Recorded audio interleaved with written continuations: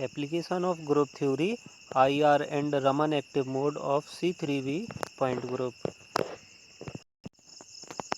अब ग्रुप की बात करें तो इसमें पहला आइडेंटिटी, दूसरा 2C3, ये दो बार रोटेशन करता है उसके बाद, इसलिए ये दो ऑपरेशन कहलाएंगे, और 3 सिग्मा भी, ये 3 ऑपरेशन कहलाएंगे, ये 2 और ये 3 मिला के 5 और एक ये 6। C3V पॉइंट ग्रुप में यदि हम इसके सिमेट्रिक ऑपरेशन की बात करें, जब हम इसे सबसे पहले हम इसे डिनोट कर लेते हैं अमोनिया मॉलिक्यूल के जो तीनों हाइड्रोजन एटम है उसे A, B और C हम नाम दे देते हैं।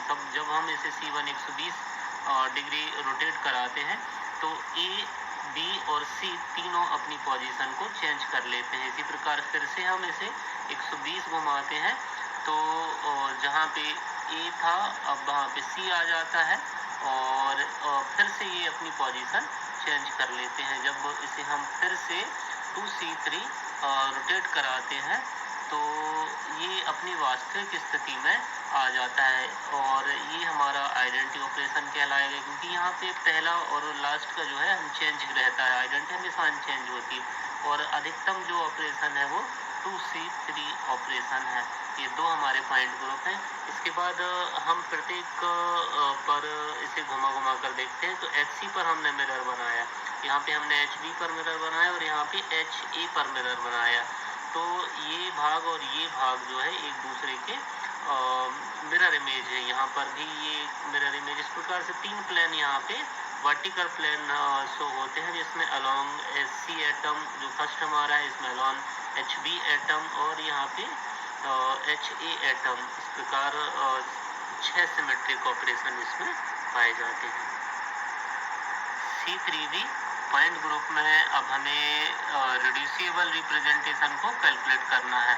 रिड्यूसिबल रिप्रेजेंटेशन को कैलकुलेट करने के लिए रिडक्शन फार्मूले की आवश्यकता होती है। इसे हमें कैलकुलेट करने के लिए निम्नलिखित स्टेप में चलना पड़ेगा। Step first, calculate of unshifted atom. हमें यहाँ पे अनशिफ्टेड मॉलिक्यूल को जो एटम है उन्हें कैलकुलेट करना है।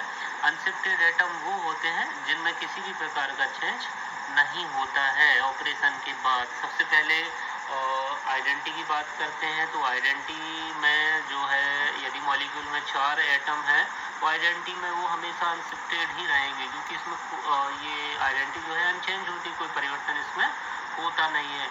यदि हम 2C3 की बात करें तो इसका 1 होता है। 1 कैसे होता है चलिए देखते हैं। यदि हम इसे रोटेट कराते हैं N पर तो क्या होता है, ये तीनों H रोटेट होते हैं, मतलब तीनों H शिफ्टेड होते हैं, केवल एक नाइट्रोजन एलिमेंट यहाँ पे अनशिफ्टेड है, इसलिए इसकी वैल्यू जो है 1 होगी। अब 3 सिग्मा V की जो वैल्यू है वो 2 होती है।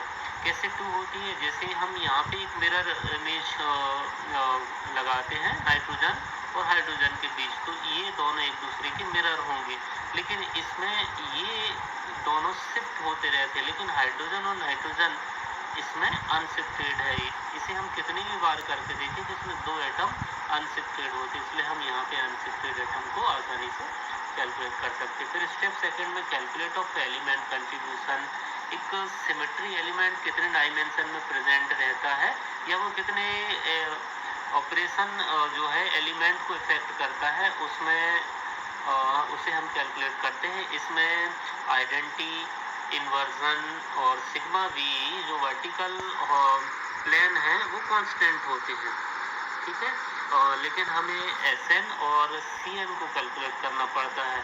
तो C3V मॉलिक्यूल के लिए आइडेंटिटी के लिए 3 और सिग्मा V के लिए 1 होता है। इसी प्रकार इन्वर्जन के लिए -3 होगा।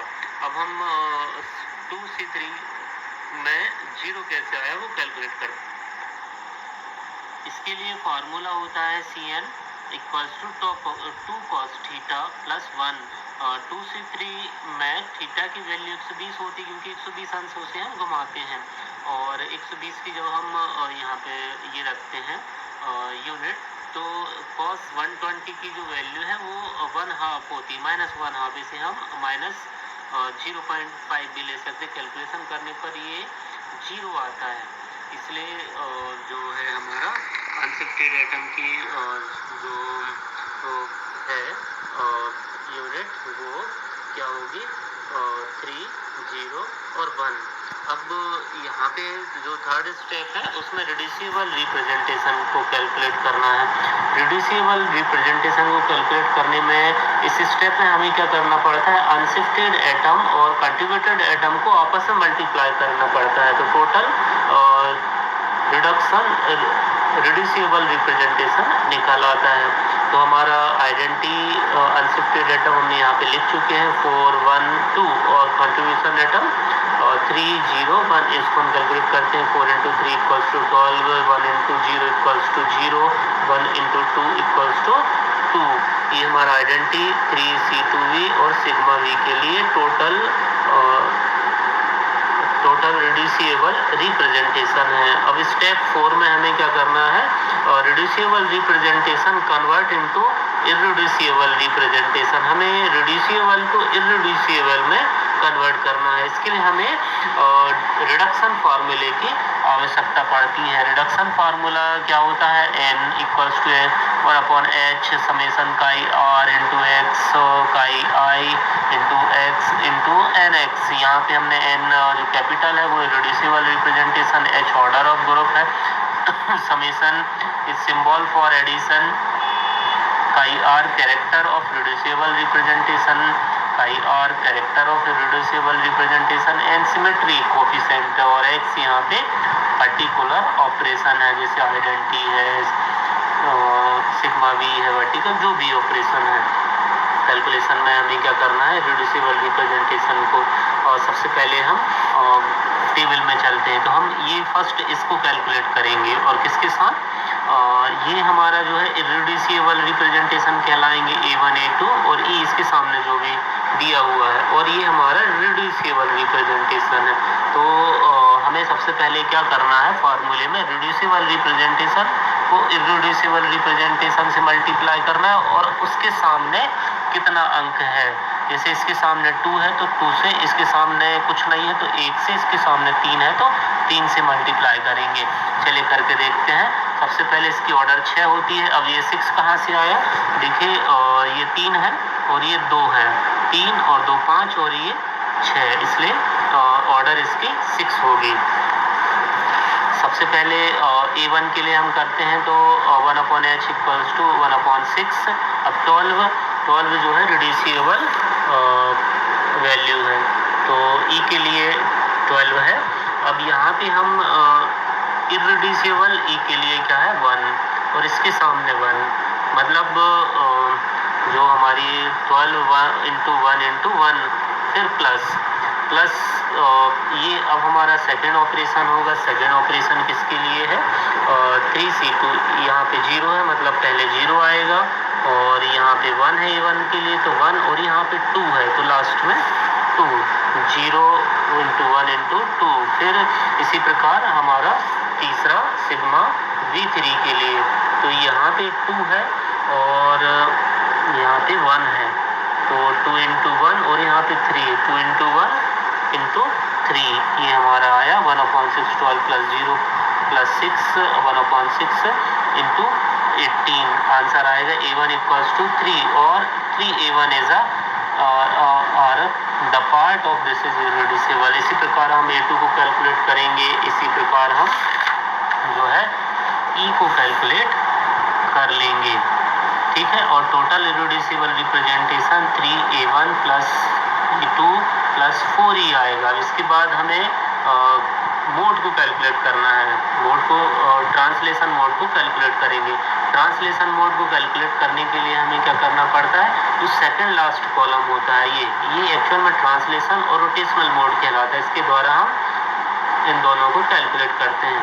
ट्रांसलेशन मोड में हम आसानी से इसे कैलकुलेट कर सकते हैं, जहाँ पर हमें ये Z, X और Y अकेले दिखें, मतलब उसके साथ R या कोई अन्य चीज़ ना हो, तो वो जो है ट्रांसलेशन मोड होगा। यहाँ पे हमें 2 जगह दिख रहा है, A1 के पास और दूसरा E के पास X दिख रहा है, A2 में हमें X नहीं दिख रहा है, इसलिए हमारे ट्रांसलेशन मोड क्या होंगे, A1 और E। इसके बाद calculation of rotational mode C3V point group table से हमें सेकंड लास्ट कॉलम से ही निकालना पड़ता है।